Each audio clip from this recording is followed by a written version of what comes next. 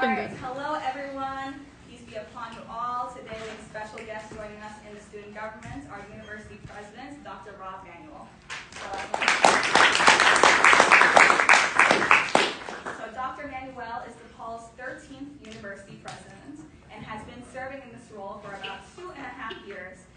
However, he brings over 30 years of experience in higher education, having previously served as president of the University of Indiana and as an administrator at both New York University and Georgetown. He earned his master's degree in higher education administration from Syracuse University, and his PhD in the same field is from New York University. And because this is something we've asked every administrator who's come in to SGA, President Rob's doctoral dissertation was on the roles social and cultural capital play in student retention in higher education. Dissertations are a real conversation starter in SGA. Kimberly has experienced that.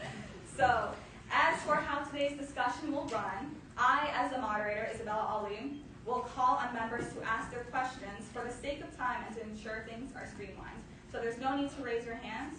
I'll just call on you.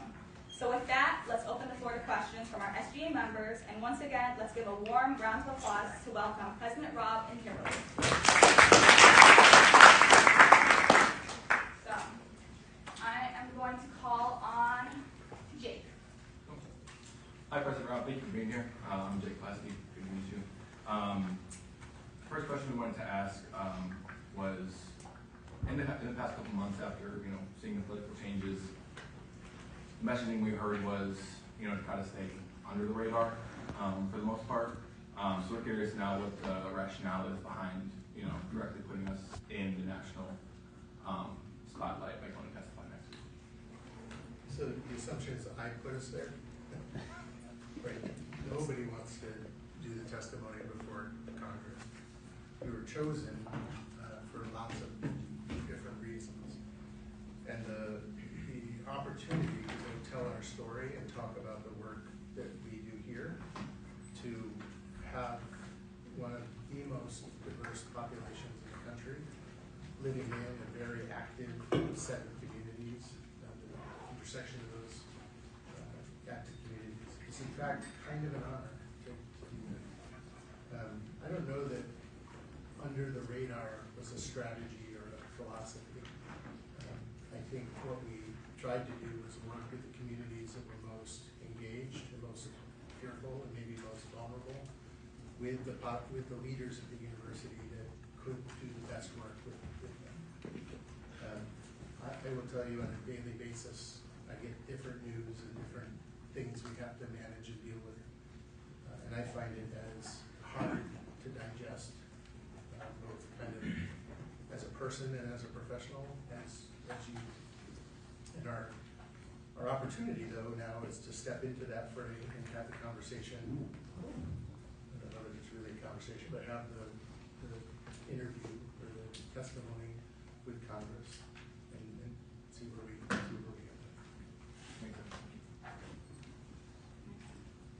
So let me ask you a question. What would you want Congress to know about you? About me or the school as a whole? Well, I don't have to. Oh, no. To all of you, what is important for them to know? I would say that the general consensus in SGA are that the biggest problems that Which is a nod to making sure you've got the systemic processes in place to adjudicate these things that matter. That rating is a structural answer to your question. Then on top of that, you have to make sure that those structures aren't being changed by individual intent or desire or belief system. And so that's where the ombuds people would come into play. That's where the review, the checks and balances that we know are important in our country are important at the university too. And those things are applied to all of the cases that we come before. So it is the case that anybody can sue. It is the case that anybody can bring a complaint. But to know whether that is informed by politics or whether it's informed by or caused by true bias of some sort, the adjudication process has to happen within the university. So what I would tell you is, the goal is not to have fewer disagreements. The goal is to have better disagreements. The goal is not to have no adjudications, but to have fair ones when they need to come through. And that's what we focus on when it comes to things like updating policies and practices and thinking about how we're going to engage the quality of life for our students on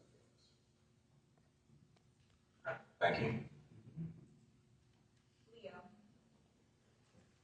Hi, President Rob. My name is Leonardo. I am the Chair of Community Engagement and the Chair of Membership. So my question for you is, why has DePaul, under this specific administration, allowed a culture where Palestinian identity is treated as a threat? And how will you work to change that?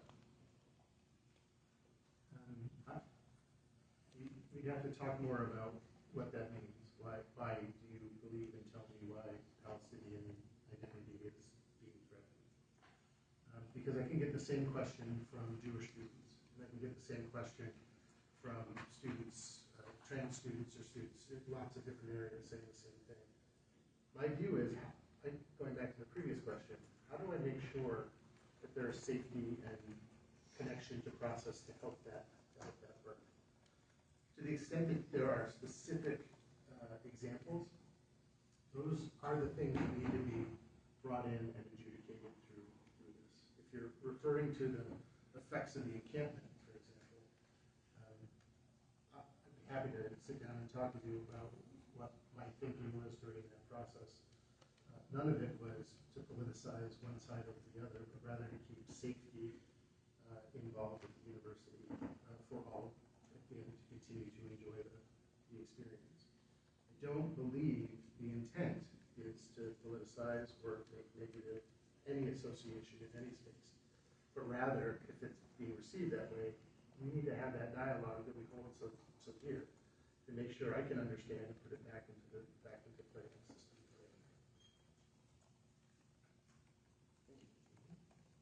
Anissa. Hi, President Rob. My question to you is, how would you respond to concerns regarding the villainization of peaceful student protesters in the wake of your hearing? I missed the first part of that. How would you respond to concerns regarding the villainization of peaceful student protesters in the wake of your hearing? So after my hearing, there'll be protests. How would I respond to that? So as a result of your hearing, the villainization of the student protesters, how would you respond to that? Let me tell you how I plan to respond to it.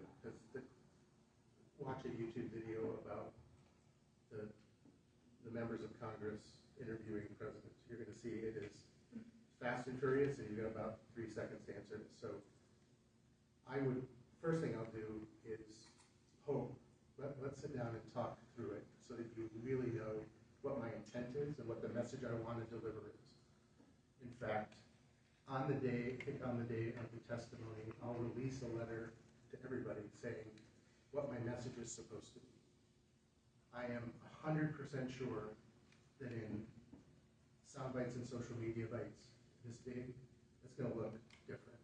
I want you to hear what I am trying to say in that space. So let's talk. What I would say that any protest at any time in any place is that there are time, place, and manner restrictions and guidelines that need to be met for anything, not just Israel-Palestine, but any protest that's going to happen on campus. And those are in place to protect the university's ability to continue to do its work. The good thing about being in an urban setting is that those streets and those sidewalks are available to you. And I have zero to say about that, about what happens in those spaces. You should know, though, that CPD does, and that's where some of the clashes have come from. On our campus, in buildings and on spaces that we do own, we have to maintain those time, place, and manner regulations and opportunities. To the extent that you do that, I'll say what you need. There could be adjudications against, whether a statement or a sign or something has crossed the line into hate. But that is exactly what I was talking about earlier, where the process is in place to adjudicate things.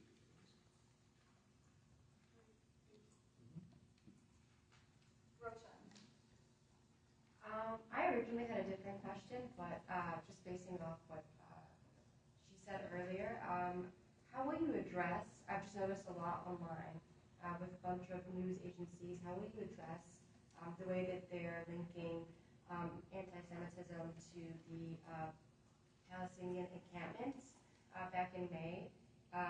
They're meshing those two together, so I'm just curious how you will address that blame being put on these, Palestinian activists. So these are moments where two things can be true at the same time.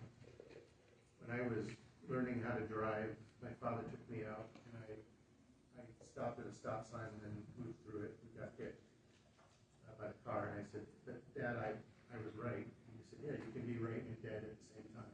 Those are two things that don't seem right. If you do things correctly, you shouldn't be hit by another. Similar things here.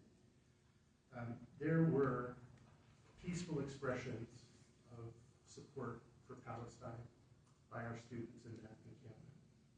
And the early encampment moments were educational, they were exploratory, and they were sites taking over the quad, which is a violation of time, place, and matter.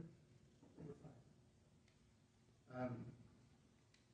And at some point, there were moments that flared where there were anti-Semitic and Islamophobic things happening in those spaces. I show you the social media clips of things happening that were really egregious to a large population that are here. The world engages that differently, right? The world has separated it into sides. You are either pro-encampment, pro-Palestinian, or anti-encampment, and pro-Israeli, or Zionist, right? Those are the words that are being used. I call upon the university here to kind of take away those binary factors and start looking at the nuance between them. And so my message to Congress on this is the moment when I felt that there were challenges and threats that were there for the community, and the moment, if you read all of the things I said, it was the moment that people couldn't enjoy the DePaul education, whether that was because of it was most likely the conflation of Palestinians to hatred, anti-Semitism. But maybe not true. But the moment that stopped the ability for us to do our work, I had to figure out a way to stop the encampment. So I don't know that I'm going to be able to get that concept, as nuanced as it is, across to Congress in that space. But what I am trying to do is say, look, the diversity of our campus community, the diversity of thought in our campus community is, in fact, one of the greatest reasons why DePaul exists. We need to protect that and have a way to adjudicate those things that create concern and fear, potentially go the line into hate, so that we can have a civil society of debate. It is, in many ways, an impossible kind of question to answer in 10 seconds. And so the charge I give you is, I'm aware that all the activities of last year have distanced us. You to me, me to you. I am willing to sit down with any of you at any time and have this kind of conversation so that I can learn and so that you can also learn about what those engagements were. That's not what Congress is about. That's not what this testimony is about, unfortunately. But that's why I was really grateful, Isabella, for the invitation to come. So I'm hoping you take me up on that. Liana. Hi, I'm Liana. I'm the student staff. My question is, what will DePaul do if students host another encampment like Columbia? Like Columbia. Columbia just has another encampment. So without having the proper approvals for it, we would be removed. And whether that's an encampment for Palestine, Israel, or encampment for anything else, the standards and the policies we put in place need to be adhered to.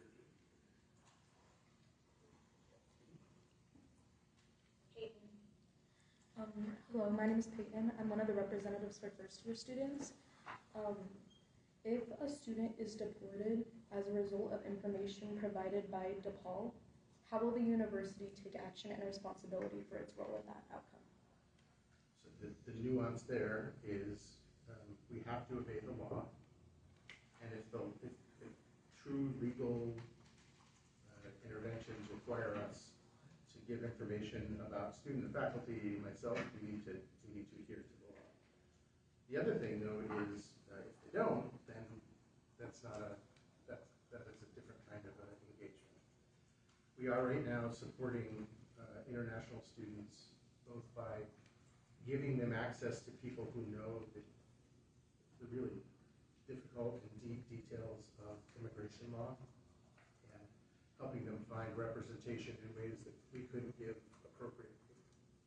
We are educating the international students through Jean Mario and the Office of International Student Services, to make sure they are connected with those spaces. And we're doing our best to work with the embassies so that we can, if something does come up, we can have conversations about the specifics of the visas, either the revocation or, on the other side, the time it takes to get it approved to come in the state. It is a real, it's a detriment on a lot of angles. One is that very few international students are going to want to come to the U.S. Right? And we're beginning to see that in our admissions segments, not just from countries that you think would be affected, but from all of them. Thank you. Andrew. My question to you is, what would you say to students who argue that DePaul has only recently jumped into action on anti-Semitism due to political pressure rather than a genuine interest, commitment to inclusivity? I'd say they're wrong. And I would say, if you look at my calendar from the moment I got here, a good third of it has been involved in the engagement of the Jewish community and their quality of life here. In part because the situation demands it. This is going back to 2022 now, so before October 7th, before the encampment, there was a need to focus on the quality of life for Jewish students here. I will say that does not negate having conversations about quality of life for anybody else, any other groups that are on campus. But it does mean we have been focused on this for some time. And DePaul specifically was the first institution in Chicago to accept Jewish students without quotas, where other places limited the number of students it could come in. There is a history and a connection to both, first generation students, to Muslim students, to Jewish students, to Catholic students, to you name it. We've always focused on quality of life for those. There are moments, though, where, to your question earlier, where you have to have that application of policy and regulation. And I can see how it gets kind of turned into a conversation about not caring for or just caring because. But the truth is, if you're going to be a good steward of leadership in this place, you're going to have to know that this is a population that is completely diverse and needs different supports at different times for different populations. So for the sake of time, because we're nearing the 30-minute mark, we're going to take one or two more questions. Nora. Hello, President Rob. Hello, Kimberly. You mentioned more than once that you will not be able to give the nuanced answer that you hope to receive due to this pressure. Can you give us an example of the short answer you will give, especially in regards to student activists? So ask me the question about student activists you want to know the answer to. I guess just like in general, like encampment, everything like that. So if the question is, do I support student activism? The answer is absolutely. Right? And that would be for any topic. So we're a Catholic institution. If there wants to be debate and conversation about pro-life, pro-choice, that is a good conversation to have within the time, place, and manner guidelines that exist. That's my short kind of answer.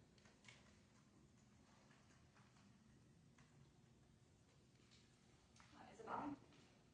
Hi. I'm a representative for College Communications. I heard about this, Big Ten Harvard agreement about protecting academic freedoms, and I admit I don't know a whole lot about it, but I was just wondering if that's something that's passed your desk, if that's something that the faculty are talking about, and if the university would have any interest in sending that message. So there are a couple of consortium groups that are getting together to try to put forward an argument that we stand together in light of these conversations. The Big Ten one was faculty at Big Ten schools saying that they would band together to support the other schools in the Big Ten. What they wanted to do, what that group wanted to do, was have kind of like a NATO agreement where if, I don't know who's in the Big Ten, Michigan? If Michigan gets approached by the federal government, that Ohio State would step in and financially support and move forward to help with that. That likely won't happen because the boards of those schools need to determine that, and many of those schools are in different kind of political geofence stations. The Big East has talked about this, and while we can support each other, I don't believe there's huge support or unanimous support, which would have to be for that kind of financial backing. There are other groups of people getting together to talk about how they would support each other, and it is difficult to get more than about 150 schools-ish to agree to an approach forward. So there's a Catholic Association of Schools, and their sense of understanding is from way over here to way over here. We are working with NICU, the National Association of Independent Colleges and Universities, which is private schools. I'm the chair of that for the nation, and my job is to kind of bring people together and see how we get onto Congress in their offices to talk about that. In fact, the reason I have to leave is I've got to get to DC, so tomorrow I can do some of that work. I think that there will be opportunities for us to stand with those schools, but I think they provide cover, but they don't provide functional support and safety. That's going to have to come from us here. So the difference between the Harvard defense right now with a $55 billion endowment and a DePaul defense with a $1 billion endowment is very different. The capacity, you'll see some of those schools are going to the bond market and taking out cash to have cash ready in case stuff is taken away by the government actions.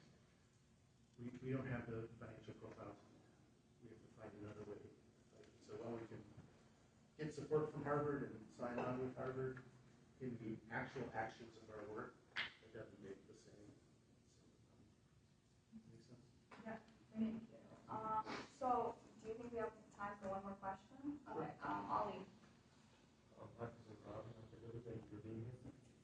I just wanted to ask, is there what's the question you're most scared to answer from Congress? That's interesting. I don't know that I'm afraid, right? So in conversations, sometimes you try to persuade, and sometimes you try to just tell your story. I'm telling my story. I don't know that there's any path forward that persuades and changes minds. I think there's a path forward that tells the story of DePaul that's unique. So if you read the title of the hearing, it's Beyond the Ivy League, right, which is the next iteration of how higher ed is messing up. And it has been, for you and for me, very difficult 3 years.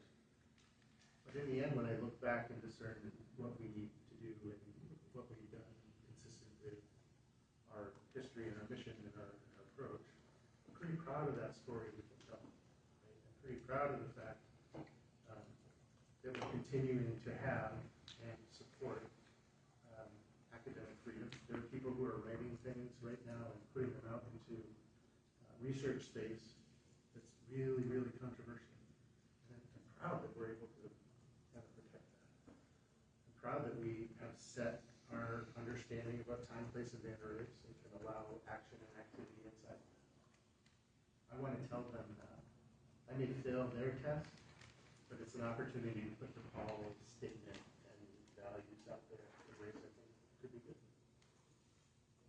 All right, and that is the end of our Q&A. Thank you so much, Kimberly and Rob. Thank you so much. Thank you. I just want to say a couple things. So until May 7th, I'm probably not going to be around much. I have to prep for that thing. But between then and graduation, or then and when you leave, I would love to follow Isabella's lead and the lead of all the leadership here in reconnecting, in reimagining what these conversations could look like. The charge I would give you is to think as a group, what do you need from us? I've given you a pretty kind of direct point of conversation about how that needs to look, what the bumpers are in the bowling alley. But tell me what we can do inside of that to help reduce the fear, which is out there, reduce the anxiety, which is out there, and make the quality of life for your experience here greater. I'm committed to that. Isabella has been a great addition to board meetings and cabinet meetings and joint council meetings because she brings that voice in. And she does it in a way that is constructive and helpful. And I would love to continue that leadership and be a part of that. So thank you for today, and I'll thank you in advance for what can happen after May 7th. Thank you.